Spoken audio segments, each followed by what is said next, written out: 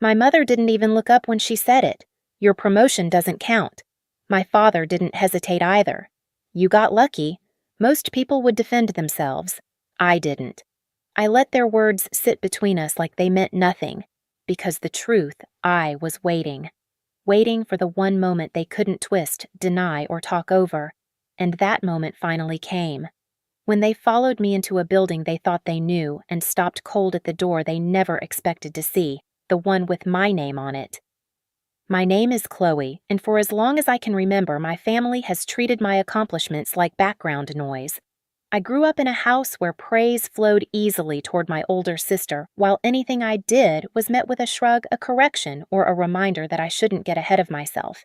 It didn't matter if I brought home straight A's or worked twice as hard. My mother always had a way of flattening a moment. My father followed her lead sometimes without even realizing he was doing it. That was just the rhythm of our house, her voice deciding the value of things, his voice agreeing, and mine learning to stay small. Even now, at 32, those early patterns still echo. When I'd visit on weekends, my sister would talk about her new purchases, her problems, her plans, and my parents leaned in like she was the sun. The moment I mentioned work, they'd nod politely and pivot to something else. I used to think I imagined it, but over time, the pattern became too clear to ignore. They simply didn't believe I could ever be the successful one. It's strange how favoritism isn't always loud. Sometimes it's quiet, like the way my mother would ask my sister if she needed help with her bills but never asked me anything at all. Or how my father would brag about her job to neighbors but stumble when someone asked what I did. He'd say something vague like office work as if that covered it. As if specifics didn't matter, because I didn't matter. I work as a manager at an organization in the city leading a team that trusts me more than my own family ever has. But I never brought it up much at home. Talking about success in a place that believes you're incapable feels like pouring water into sand. It disappears before it lands. The Sunday before everything happened, we were all in the kitchen. My sister complained about overdue payments she needed help organizing. My mother turned to me with that tone she uses when she's pretending to be thoughtful. Maybe you can handle her paperwork, Chloe. You're not too busy, right? It wasn't a question. It was a certainty. In her mind, my work couldn't possibly matter. My father didn't look up from his coffee when he added, "She's got time. She always does." Maybe that was the moment something finally shifted inside me. I didn't argue. I didn't correct them. I simply nodded. And that quiet nod was the beginning of everything they never saw coming. I drove home that evening, replaying their voices in my head, each word hitting the same bruised place that had never fully healed. I had walked into that kitchen thinking maybe, just maybe, sharing my promotion would shift something. That after years of proving myself, they might finally see me differently. But when the moment came when I said I got promoted last week, it took my mother less than 3 seconds to cut it down. "Your promotion doesn't count," she said, wiping her hands as if she were brushing away crumbs. No curiosity, no congratulations, just a verdict. My father didn't even glance up. "You got lucky," he added, like he was commenting on the weather. My sister laughed softly, scrolling her phone. "Must be nice. Anyway, Chloe, when can you look at my bills? I need them sorted by Friday." The room kept moving, but I didn't. Something inside me tightened, not anger, not sadness, but a clarity I hadn't felt before. I realized, standing between the sink and the kitchen island, that nothing I ever said would matter to them. Words only gave them more opportunities to diminish me. So for the first time, I stopped giving them words. I just said, "I can look at your paperwork. Bring it to my office tomorrow." My mother raised an eyebrow. "Your office?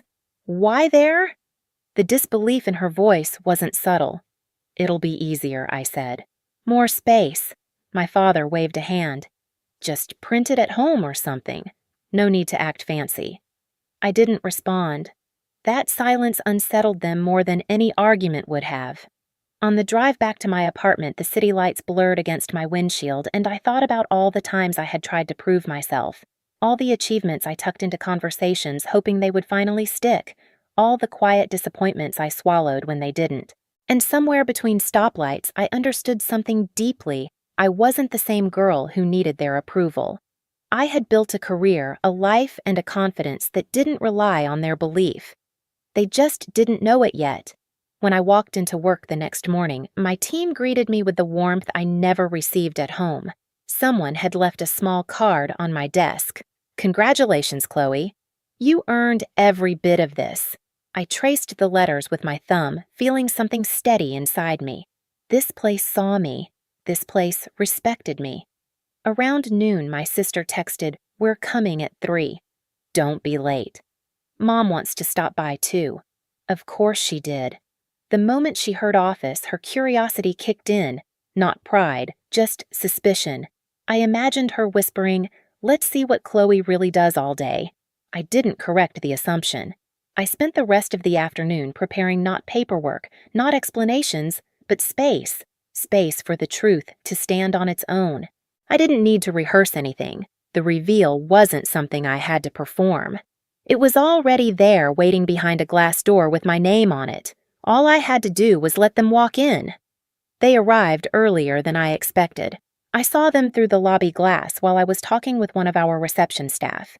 My mother's posture was stiff, her lips pressed into a line as if the air inside the building were somehow beneath her. My father looked around the lobby with mild confusion, like he wasn't sure where to stand. My sister walked a few steps ahead, clutching a folder stuffed with bills and payment notices she expected me to sort through like a personal assistant. When they spotted me, my sister waved. My mother frowned slightly, taking in the clean marble floors and the steady stream of professionals moving around us. "This is where you work?" she asked. I nodded. "Follow me." I didn't explain further. I didn't justify. Silence had become my strategy, and I let it settle between us like a thin layer of frost. We walked toward the elevators. My sister leaned in. "So, what exactly do you do here?" Her tone held that familiar blend of curiosity and disbelief, the same tone she used when asking a child if they really tied their own shoes. "I manage a team," I said simply. My mother scoffed a soft breath through her nose. "Manage what papers?" I pressed the elevator button. Something like that. The elevator doors opened and they stepped inside, expecting me to hit a button somewhere near the middle floors where temporary staff or small departments usually sat. Instead, I pressed one of the highest floors. My mother's eyes flicked to my hand, then to the glowing number. "Why are we going up so high?" she asked. My father shifted beside her. "Isn't this the executive level?" I didn't answer. I let the silence stretch again, this time pulling the tension tighter. The elevator hummed upward. My sister let out a nervous chuckle. "You're not, like, giving us a tour, right? We just need help with the paperwork." "We'll get to it," I said. The elevator doors opened to a quieter hallway, carpeted calm with glass offices lining both sides. The energy here felt different, focused, controlled. People passing by nodded at me in recognition. "Good afternoon, Chloe," someone said as they went by. My mother blinked. They know you." I started walking. "This way." My heels made soft sounds on the carpet, the kind of quiet confidence my parents had never associated with me. They followed footsteps uneven behind me. We approached the far end of the hall, where a single frosted glass office stood slightly separated from the rest. My sister slowed down. "Whose office is that?" she whispered. I reached for the door handle, but before I opened it, I stepped aside. Their eyes lifted to the black and gold plaque mounted on the glass. "Chloe Manager." The name hung there, visible, undeniable. My mother froze. My father inhaled sharply. My sister's mouth fell open as if she were trying to form a sentence but couldn't decide where to start. I watched the realization settle in. All the times they dismissed me. All the years they treated my work like a hobby. All the casual sentences meant to shrink me. Every bit of it reflected in the way they stared at that door at my door. I finally spoke, voice calm and steady. "You said homework? You said I wasn't busy. You said my promotion didn't count." I ran my fingers lightly along the edge of the plaque. "But this is where I work. This is what you never wanted to see." No one spoke for several seconds. The moment had its own weight pressing down on the hallway. I pushed the door open. "Come in. Let's handle your paperwork." The moment they stepped inside my office, the air changed. It wasn't loud, but I felt it like the shift in a room right before a storm breaks. My mother walked in first, clutching her purse as if the leather itself could anchor her. My father followed, looking around slowly, absorbing every detail, the large window overlooking the city, the framed certificates on the wall, the clean desk arranged with purpose, the soft hum of my monitor, the quiet luxury they never imagined belonged to me. My sister lingered by the door, her eyes darting between the room and the hallway as if she needed proof this wasn't a shared workspace or some borrowed meeting room. She kept opening her mouth and closing it again like she was testing different ways to react, but none of them matched what she was seeing. I walked behind my desk and sat down the leather chair, adjusting slightly to my weight. It was a small, ordinary movement, but for them, it was a disruption of an entire lifetime of assumptions. My mother glanced at the chair, then at me, then at the plaque on the door again. Her confusion mixed with something sharper, something brittle pride that arrived too late, shame she wasn't ready to name, and disbelief she couldn't mask. My father cleared his throat. "So, this is really your office?" "It is," I said. "And you're—" He gestured vaguely as if the title on the plaque had been a suggestion rather than a fact. "A manager." "I told you." "You didn't say this kind of manager," my sister muttered, finally stepping fully inside. Her fingers reached out and touched the corner of my desk as if she needed a physical confirmation. "You never asked?" I replied. My mother's lips tightened. "Well, you didn't exactly explain it. You always keep things vague." Anyone would think I lifted a hand slightly the smallest interruption, but it stopped her. "I kept things vague," I said, "because when I tried to share details, you brushed them aside. All of you did." Silence dropped over the room. Even the hallway outside felt muted. My father shifted. "We just didn't want you to get too hopeful," I finished. "Ambitious proud." I shook my head. "You didn't want me to believe in myself." "Because you didn't believe in me." My mother bristled. "That's not fair. We just know how the world works. Some people have talent and some people get lucky," I asked. Her jaw tightened. My sister, finally sensing the weight of the moment, set her folder of bills on the table gently, as if loud movement would break something fragile. I leaned forward slightly. "You wanted to see what I actually do right. You wanted me to help with your paperwork because you assumed I sit in a cubicle with nothing important to handle." "That's not what we said," my mother snapped quickly. "No," I replied. "You didn't have to say it. You implied it your entire lives." My father stared at the certificates behind me, leadership courses, project awards, my degree, like they were artifacts belonging to someone else.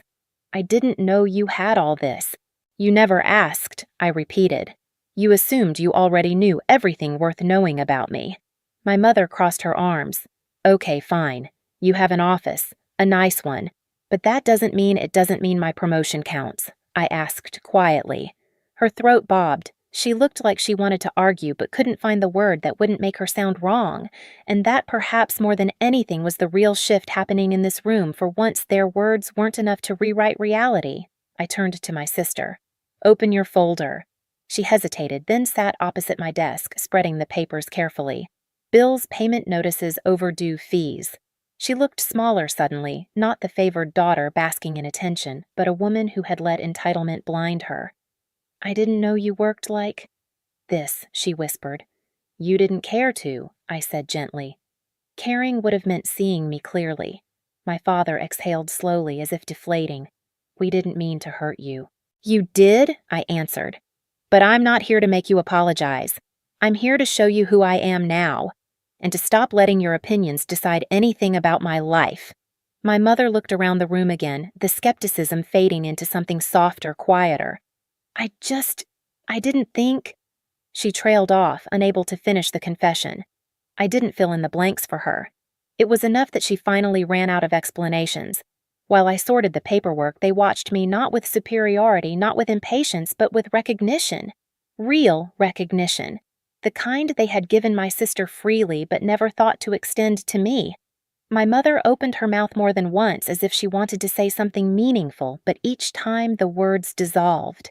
My father sat straighter, as if trying to reconcile the daughter he had underestimated with the woman in front of him. My sister kept stealing glances at my office door, almost embarrassed by her own assumptions. When I finished organizing the documents, I set them aside and met their eyes one by one. "I'll help you this time," I said. "But I'm not your afterthought anymore, and I won't be treated like I'm less." My mother looked down at her hands. My father nodded slowly. My sister swallowed hard. They understood. But the real shift wasn't in them. It was in me. For the first time, I felt the ground beneath my own feet, steady, solid mine.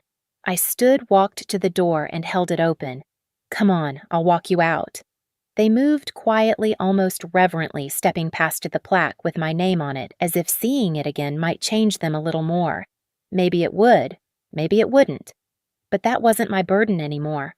At the elevator, my mother finally spoke. "Chloe, why didn't you ever tell us all this?" I looked at her. "Because you never listened when I tried." The doors opened with a soft chime. They stepped inside, still carrying the weight of their realization. I stood in the hallway watching the doors close between us, not as a barrier, but as a separation I had needed for years. And when the elevator descended, I walked back to my office, my name waiting for me exactly where it belonged. When I returned to my office, the late afternoon light had shifted, turning the room a soft gold. It felt quieter than before, not empty but settled, like something heavy had finally been put down. I sat at my desk for a moment, letting the silence stretch. For years, I'd imagined what it would feel like to finally be seen by my own family. I thought it would be triumphant, loud, explosive, but instead it felt peaceful. My phone buzzed. A message from my sister, "Thanks for helping," and "I'm sorry we didn't know." I typed back, "You could have known. You never asked." Then I set the phone aside. A few minutes later, my father texted as well, short, clumsy, but honest. "We were wrong about you. Proud of you, Chloe. It wasn't perfect, but it was real." My mother didn't text. I wasn't surprised. She wasn't the kind of person who apologized through a screen. If anything, she would sit with her thoughts for days, maybe weeks, before deciding what to say. And for once, I wasn't waiting for her. Before leaving for the day, I organized the last of the paperwork I'd promised to help with. I did it efficiently, without resentment. Helping them wasn't the issue, it never had been. The issue was being treated like I had nothing to offer. Now they knew better. As I turned off the lights and stepped into the hallway, I felt lighter. Not because they had changed, but because I finally had. I walked out of the building that evening with the city humming softly around me, the sky turning a deep blue. For the first time, I wasn't carrying their doubts with me. My life, my work, my worth, they weren't up for debate anymore. Sometimes you don't win by shouting or proving anything. Sometimes you win by letting people walk straight into the truth they never bothered to see. And if you've ever been underestimated by the people who should have known you best, you're not alone. Share your story below and don't forget to subscribe for the next one.